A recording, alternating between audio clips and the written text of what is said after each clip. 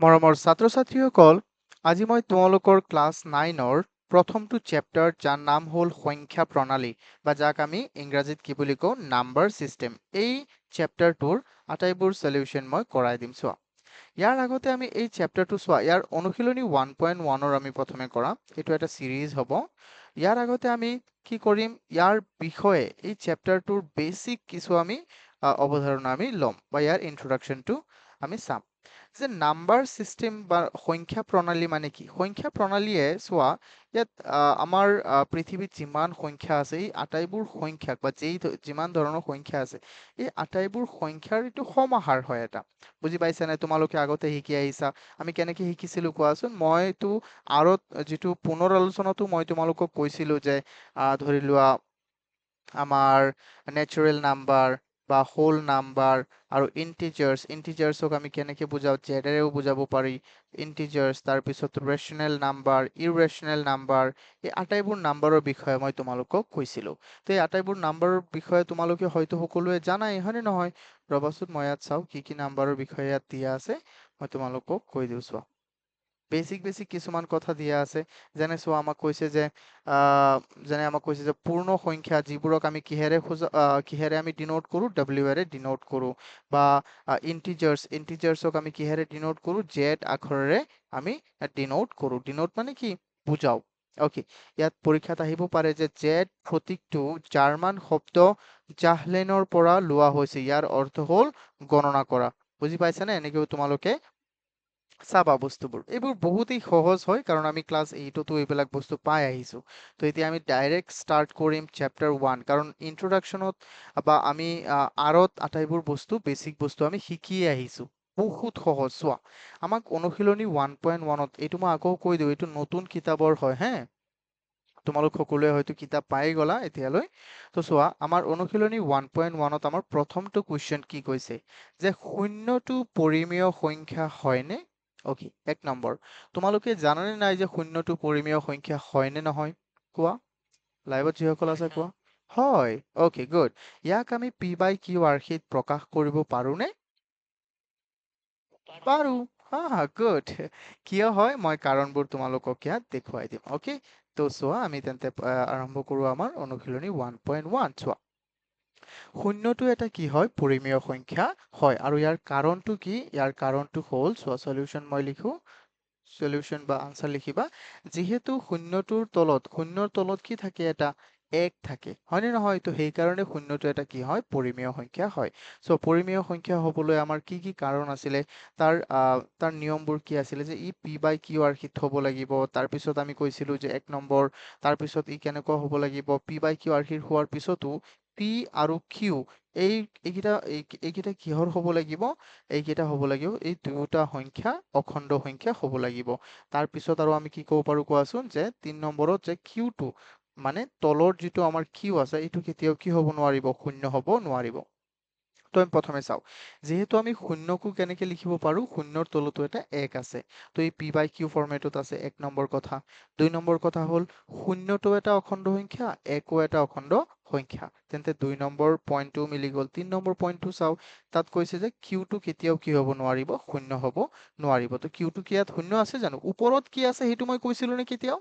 ওপৰত কি আছে সেইটো আমাৰ ইমান দৰকাৰ নাই। বুজি পাইছানে? ওপৰত যি থাকক, ওপৰত শূন্য আছে, শূন্য থাকক, কি প্ৰব্লেম। খালি তলত শূন্য থাকিব নোৱাৰিব পৰিমেয় সংখ্যা হবলৈ। বুজি পাইছানে? তো সেইকাৰণে এইটো এটা কি হয়? এটা পৰিমেয় সংখ্যা হয়। তো আমি এনেকে লিখিম ধুনীয়াকে, চাবা, বহুত ধুনীয়াকে মই লিখি দিওঁ। চোৱা, শূন্য এটা শূন্য শূন্যটো এটা পৰিমেয় সংখ্যা, এটা পৰিমেয় সংখ্যা হয়। হয়। ইয়াক আমি পি বাই কিউ আৰ্হিটো প্ৰকাশ কৰিব পাৰো। আমি পি বাই কিউ আৰ্হিত প্ৰকাশ কৰিব পাৰো। ইয়াত কাৰোবাৰ কিবা ডাউট আছে কোৱা? প্ৰকাশ কৰিব পাৰো। Okay, good. বহুতেই ধুনীয়া। চোৱা, ইয়াক আমি পি বাই কিউ আৰ্হিত প্ৰকাশ কৰিব পাৰো। চিম্পল, হয়নে নহয়? কিয় আমি প্ৰকাশ কৰিব পাৰো? কাৰণ ইয়াৰ তলত কি আছে? এটা 1 আছে, হয়নে নহয় কোৱা?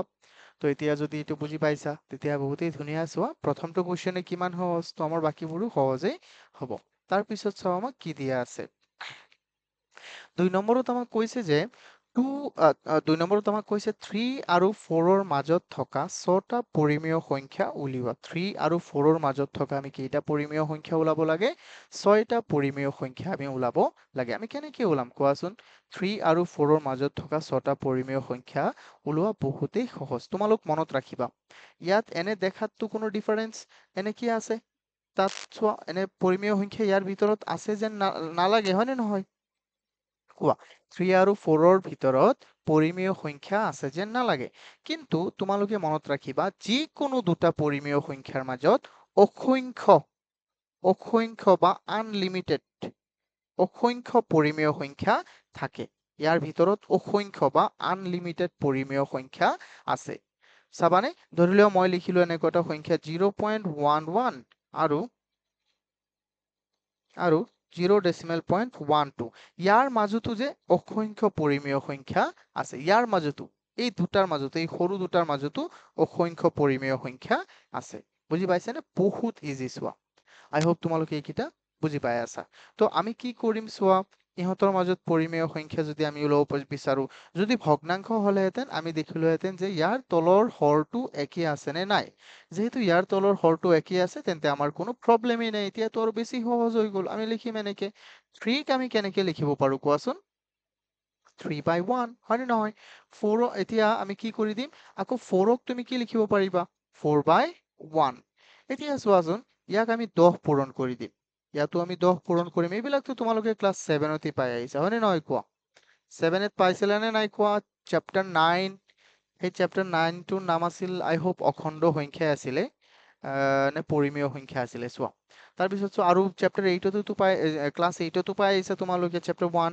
তো এই ধৰণে আমি কৰিলে কি হৈ যাব? ওপৰত হৈ যাব 30 আৰু তলত হ'ব কিমান? 10। আৰু ইয়াত কি হৈ যাব? ওপৰত 40 আৰু তলত কি হৈ গ'ল? 10। ইয়াতে কি আমি হ'ল নে নাই? এতিয়া ডিফাৰেন্স আছে নে নাই কোৱা? আছে। তো আমি জাস্ট তাৰ পৰা 6টা লিখিলেই হ'ল। এতিয়া ক'ব যে স্যাৰ 10 কিয় পূৰণ কৰিছে? যিহেতু আমাক 6টা ওলাব দিছে, তেতিয়া যদি আমি 7ও পূৰণ কৰিলোহেঁতেন তেতিয়াও হ'লেহেঁতেন। যদি 6টা ওলাব কয় তেন্তে 7 পূৰণ কৰিলেও হ'ব। কিন্তু মই 10 কিয় পূৰণ কৰো? যাতে তোমালোকৰ পূৰণটো সহজ হয়। এতিয়া 7 3 গুণ 21 এনেকে কৰাতকে একেবাৰে 3 10 গুণ কিমান হৈ যাব কোৱা? 30। একেবাৰে সহজ এইটো, হয়নে নহয়? তো আমি এনেকে লিখিম, এতেকে 3 আৰু 4ৰ মাজত থকা 5টা পৰিমেয় সংখ্যা, 5টা নহয়, 6টা পৰিমেয় সংখ্যা হ'ল কি হ'ব কোৱা? আমি ক'ৰ পৰা ষ্টাৰ্ট কৰিম কোৱাচোন? কোনটো সৰু? এইটো সৰু, হয়নে নহয়? এইটো ডাঙৰ আছে আমাৰ। তো আমি সৰুৰ পৰা ডাঙৰলৈ আহিম। তো সৰুৰ পৰা ডাঙৰলৈ আহিলে কি হ'ব? যিহেতু ইহঁত দুটাৰ মাজত কৈছে, তেন্তে আমি এই দুটা এৰি দিম। ইহঁত দুটাৰ মাজত কৈছে নে নাই? মাজৰ পৰা ওলাব লাগে। তো এই দুটা এৰি দিম, তাৰ এটা আগুৱাই ল'ম। তো 31 by 10, 32 by 10, 33 by 10 আৰু 34 by 10। তাৰপিছত 35 কেইটা হৈ যাব? 5টা হ'ব ন এতিয়া? 35 by 10 আৰু কি হৈ যাব? আনটো এটা 30, এইটো আৰু লিখিছো মই, আৰু চোৱা, আৰু 36 by 10। ইয়াত কাৰোবাৰ কিবা প্ৰব্লেম আছে কোৱাচোন? এবাৰ চোৱা ধুনীয়াকে। Okay, good. হা, গুড, ধুনীয়া। ইয়াত আমি কিয় তাৰ হৰটো মিলোৱা নাই? কাৰণ তাৰ তলত 1 আছে, ইয়াৰ তলতো 1 আছে, আৰু 1 থাকিলে সিহঁতৰতো হৰ মিলোৱাই আছে, হয়নে নহয়? তো তোমালোকক মই এটা কুৱেশ্যন দিওঁ, 110 আৰু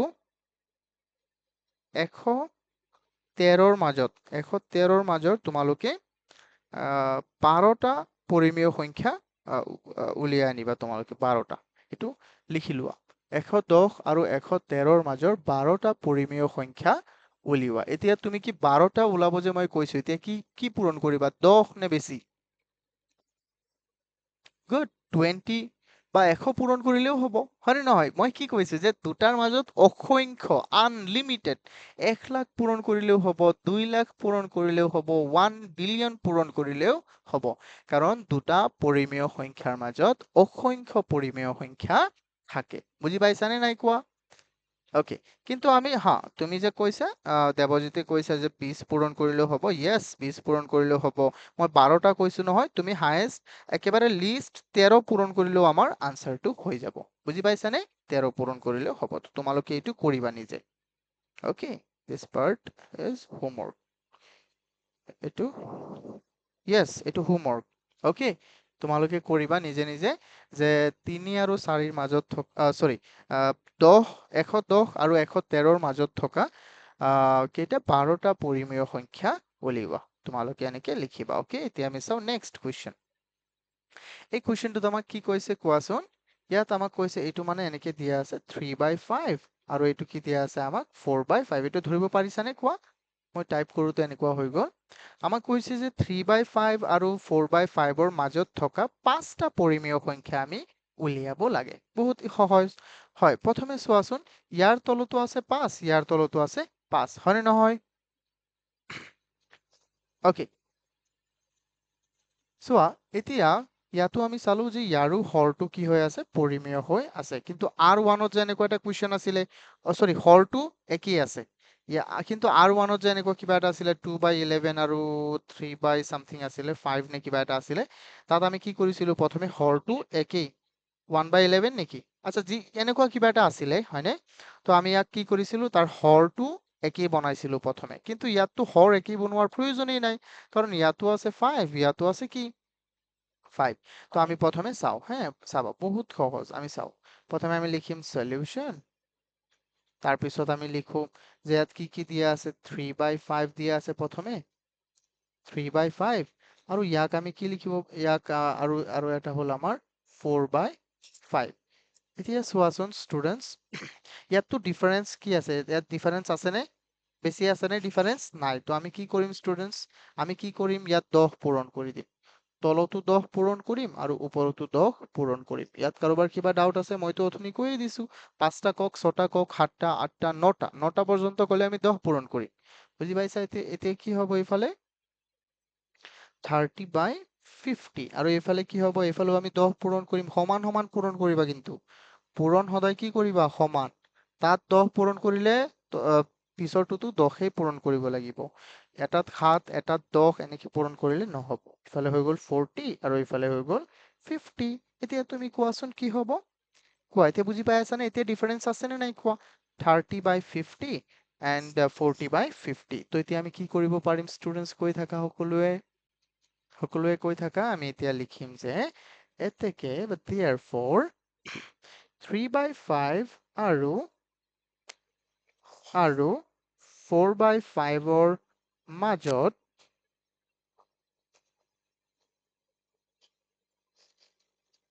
মাজত থকা 5টা পৰিমেয় সংখ্যা হ'ব বা পৰিমেয় সংখ্যা হ'ব বা হ'ল কি হ'ব কোৱা 31/50 এতিয়া আমি 30 ল'ব পাৰিম নে ৰাইজ 30 ল'ব পাৰিম জানো গুড 32/50 আৰু তাৰপিছত কি হ'ব 33/50 আৰু কি হ'ব কোৱা 34/50 আৰু 35/50 ওকে মই ইয়াত এটা এতিয়া তোমালোকে প্ৰথমে চোৱা তাৰপিছত মই এটা হোমৱৰ্ক দিম এবাৰ প্ৰথমে চাই লোৱা সকলোৱে চাই থাকা ওকে ইয়াত কাৰোবাৰ কিবা ডাউট নাই ন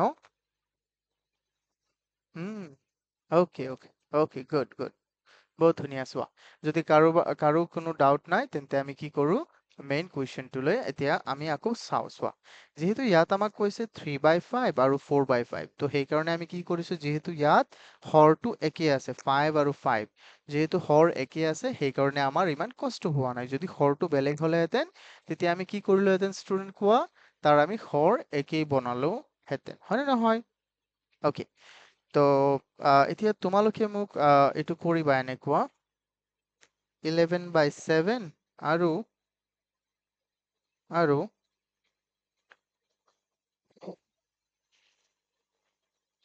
9/7ৰ মাজত, এই দুটাৰ মাজত কেইটা ওলাবা? 13টা। 13টা পৰিমেয় সংখ্যা তোমালোকে ওলাবা। পাৰিবানে? অ'কে, বুজি পাইছা?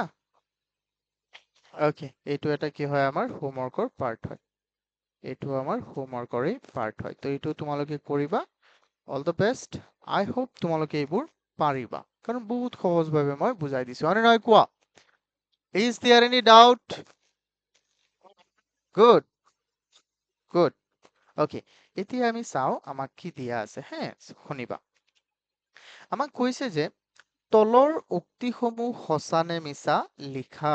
আমাক কৈছে যে তলত আমাক কেইটামান উক্তি বা উক্তিক আমি কি বুলি কওঁ? ষ্টেটমেন্ট।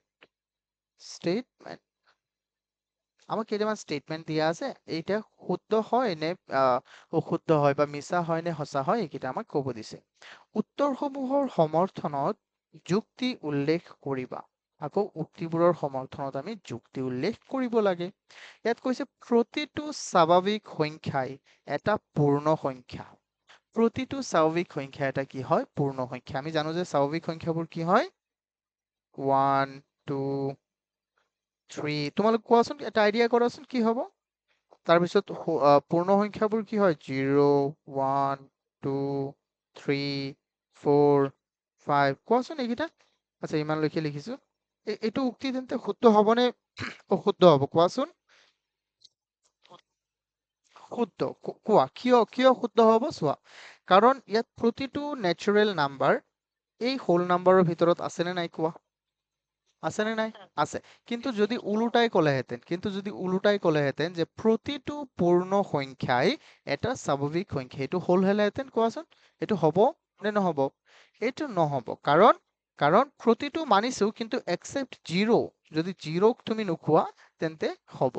যিহেতু জিৰ'টো এটা পূৰ্ণ সংখ্যা, কিন্তু ই এটা নেচাৰেল নাম্বাৰ নহয়, বা ই এটা স্বাভাৱিক সংখ্যা নহয়। আই হোপ এইটো বুজি পাইছা। তো এইটো কি হৈ যাব আমাৰ? এইটো হৈ যাব আমাৰ মিছা। এইটো কি হ'ব? চৰি, এইটো হ'ব সঁচা। এইটো হ'ব সঁচা। ধৰিব পাৰিছানে? 1 নম্বৰটো হ'ব সঁচা। তাৰপিছত 2 নম্বৰ কি হ'ব?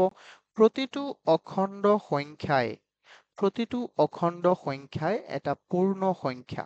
প্ৰতিটো অখণ্ড সংখ্যা এটা কি হয়? পূৰ্ণ সংখ্যা। আমি চাওঁ অখণ্ড সংখ্যাবোৰ কি হয়? জেডেৰে বুজাব পাৰো আমি তাত।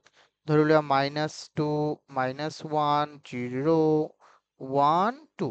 ইয়াত প্ৰতিটো অখণ্ড সংখ্যাই এটা পূৰ্ণ সংখ্যা বুলি কৈছে।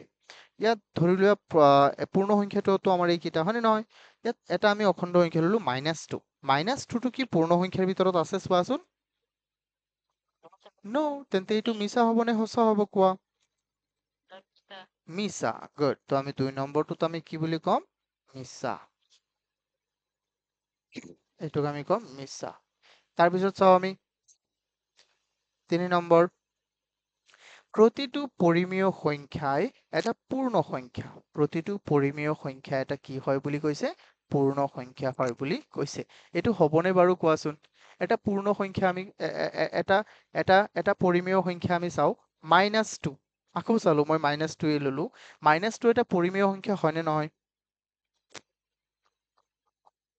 হা? অফকোৰ্চ হয়। কিয় নহয়? তাৰ তলত 1 আছে। আৰু -2 এটা অখণ্ড সংখ্যা, আৰু 1ও এটা অখণ্ড সংখ্যা। তলত শূন্য নাই, তো -2 এটা কি হয়? পৰিমেয় সংখ্যা হয়। কিন্তু -2টো এটা পূৰ্ণ সংখ্যা হয়নে? নহয়। তো এইটো কি হ'ব? মিছা। অ'কে, আই হোপ বুজি পাইছা। মইতো কাৰণবোৰ কৈয়ে দিছো। তোমালোকে যদি লিখিব বিচাৰা তেন্তে কাৰণবোৰো লিখিব পাৰিবা। অ'কে, তোমালোক কাৰণবোৰো ইয়াত লিখিব পাৰিবা। অ'কে, তো ইয়াৰ পৰা আই হোপ এইকেইটা তোমালোকে বুজি পাইছা। হয়নে নহয়? কোৱা। হয়নে নহয়? গুড।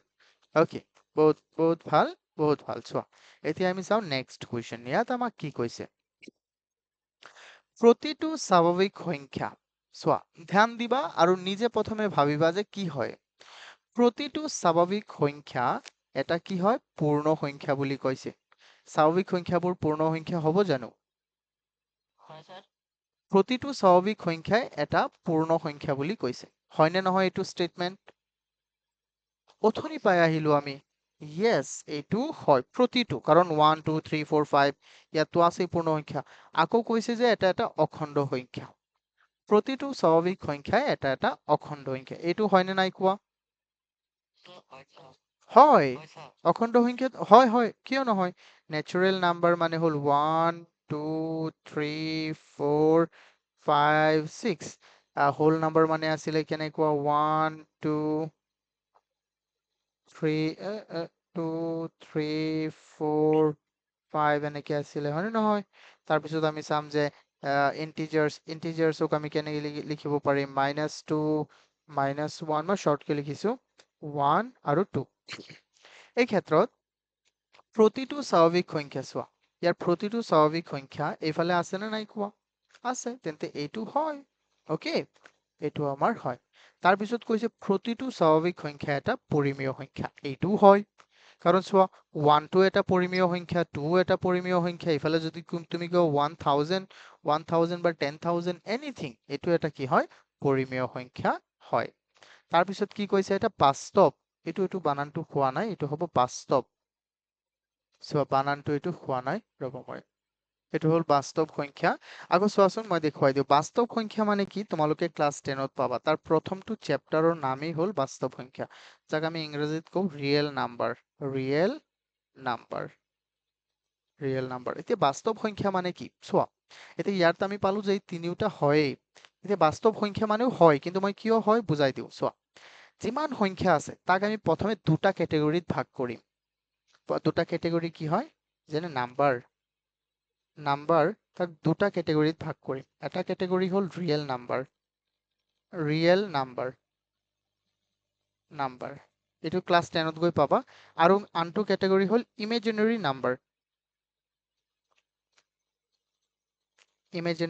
নাম্বাৰ তো চোৱা এই আকৌ ইয়াৰ ভিতৰত যে ইয়াৰ ভিতৰত তোমাৰ আটাইবোৰ সোমাই আছে অখণ্ড সংখ্যা পৰিমেয় সংখ্যা whole number negative number positive number anything বুজি পাইছানে তো ইয়াৰ ভিতৰত কি কি সোমাই আছে আটাইবোৰ সোমাই আছে নে নাই তো সেইকাৰণে আমি ক'ম যে ইয়াত এইটো এটা কি হয় বাস্তৱ সংখ্যা হয় তো ইয়াৰ ভিতৰত কি হ'ব তলৰ কোনটো শুদ্ধ হ'ব এতিয়া কোৱাচোন কি হ'ব ডি গুড বহুত ধুনীয়া চোৱা তো D will be the correct answer that means Debajit হয় না হয় हाँ हाँ Debajit D means Debajit no no no किसने बोला और खाओ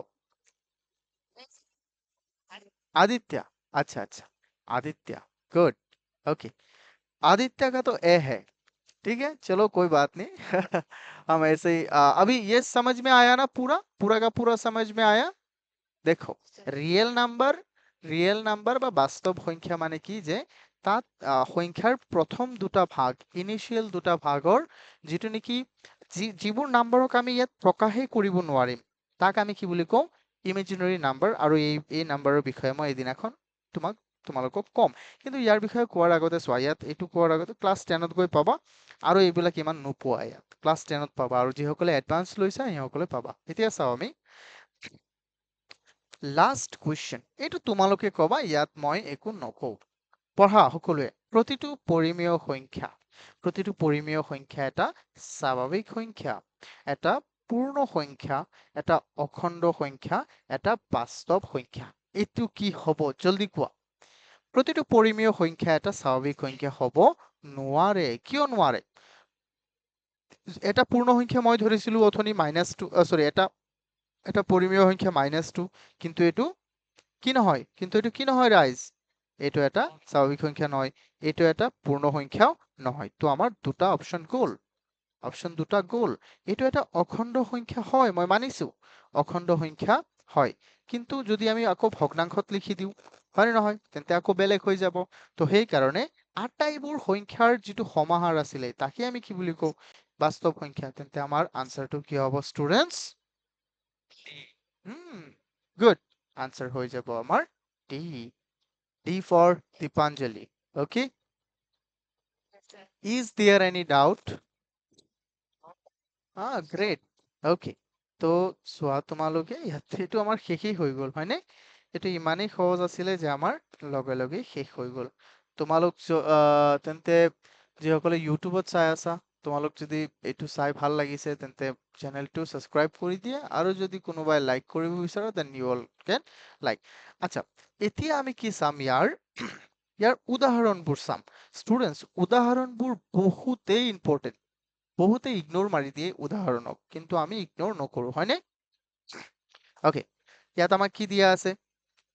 যুক্তি দৰ্শাই তলৰ উক্তিবিলাক সঁচা নে মিছা লিখা। প্ৰতিটো পূৰ্ণ সংখ্যাই এটা স্বাভাৱিক সংখ্যা। প্ৰতিটো পূৰ্ণ সংখ্যাই কি হয়? এটা স্বাভাৱিক সংখ্যা। এইটো মিছা, কাৰণ পূৰ্ণ সংখ্যাৰ ভিতৰত ধৰি লোৱা মই কলো যে জিৰ'টোতো এটা স্বাভাৱিক সংখ্যা নহয়, হয়নে নহয়? বাকীবোৰ হয়, কিন্তু জিৰ' নহয়। প্ৰতিটো অখণ্ড সংখ্যাই এটা পৰিমেয় সংখ্যা। প্ৰতিটো অখণ্ড সংখ্যা, যেনেকে -11, এইটো এটা অখণ্ড সংখ্যা, কিন্তু এইটো এটা কি হ'ব? এটা পূৰ্ণ সংখ্যা হ'ব। কিছুমানে ক'বা ছাৰ জিৰ'টো এইটো এটা পৰিমেয় সংখ্যা হ'ব, কিন্তু জিৰ'টো এটা অখণ্ড সংখ্যা, এইটো এটা পৰিমেয় সংখ্যা হ'ব, কাৰণ আমি প্ৰথমেই পাই আহিলো 1 নম্বৰ কুৱেশ্যনত। তাৰপিছত চাওঁ, এইবিলাক এনেকে যুক্তি দিব পাৰা। যুক্তিটো কি? প্ৰথমটোৰ কাৰণ শূন্যটো পূৰ্ণ সংখ্যা হয় কিন্তু স্বাভাৱিক সংখ্যা নহয়। আকৌ কৈছে যে এইটো উক্তিও 2 নম্বৰ উক্তিটো সত্য, কাৰণ প্ৰতিটো অখণ্ড সংখ্যাক আমি এম প্ৰথমটো অখণ্ড সংখ্যা এমক আমি m/1 আৰ্হিত প্ৰকাশ কৰিব পাৰো, সেয়ে ই এটা কি হয়? পৰিমেয় সংখ্যা। আকৌ ইয়াত কি কৈছে? প্ৰতিটো পৰিমেয় সংখ্যা এটা অখণ্ড সংখ্যা। নাই, প্ৰতিটো পৰিমেয় সংখ্যা এটা অখণ্ড সংখ্যা নহয়, কাৰণ এইকেইটা কি হয়? এটা 3/5 বা 7/3, এইটো এটা ভগ্নাংশ, কিন্তু এইটো এটা কি নহয়? অখণ্ড সংখ্যা নহয়। বুজি পাইছানে? কিন্তু এইটো আকৌ এটা কি হয়? পৰিমেয় সংখ্যা হয়। বুজি পাইছা? এইটোক আমি কি বুলি ক'ব পাৰো? যে এনেকে যদি হলেহেঁতেন যে প্ৰতিটো পৰিমেয় সংখ্যা এটা বাস্তৱ সংখ্যা, এতিয়া কি হ'ব কোৱা? এতিয়া কি হ'ব? শুদ্ধ নে অশুদ্ধ? শুদ্ধ হ'ব। Good, good. আমি যদি ক'লোহেঁতেন যে এইটো এটা কি হয়? বাস্তৱ সংখ্যা, তেন্তে ই কি হ'ব? এটা পৰিমেয়, তেন্তে এইটো এটা শুদ্ধ সংখ্যা আৰু শুদ্ধ উক্তি হ'ব। এতিয়া তাত কৈছে 1 আৰু 2ৰ মাজতো আমি পৰিমেয় সংখ্যা ওলাব লাগে 5টা। তোমালোকে এইটো কৰিবা নিজে নিজে ঘৰত। তাৰপিছত আমাক কৈছে আৰু কি কি কৈছে, যিবোৰ কৈছে আমি এইবোৰ কৰিম, ঠিক আছে? বুজি পাইছা? অপৰিমেয় সংখ্যা আমি কালি চাম যে অপৰিমেয় সংখ্যা বা ৰুটৰ সংখ্যাক আমি কেনেকে নাম্বাৰ লাইনত আমি ভৰাব পাৰো। যেনেকে ৰুট টুৰ মানটো কি আছিলে? 1.41। তো এইটো ক'ত বহিব কোৱাচোন? নাম্বাৰ লাইনটো 0, এইটো ইফালে হ'ল -1, +1, +2, +3। 1.41 মানে ইয়াত কৰবাত বহিব, হয়নে নহয়? তো আমি এইটো বহাই চাম। কেনেকে চাম? কেনেকে আমি কৰিব লাগে, সেইবোৰ আমি কাইলৈৰ ক্লাছটোত চাম। বুজি পাইছানে? আজিৰ ক্লাছটোত আমি ইমানটোতে ৰাখিম। কোৱা।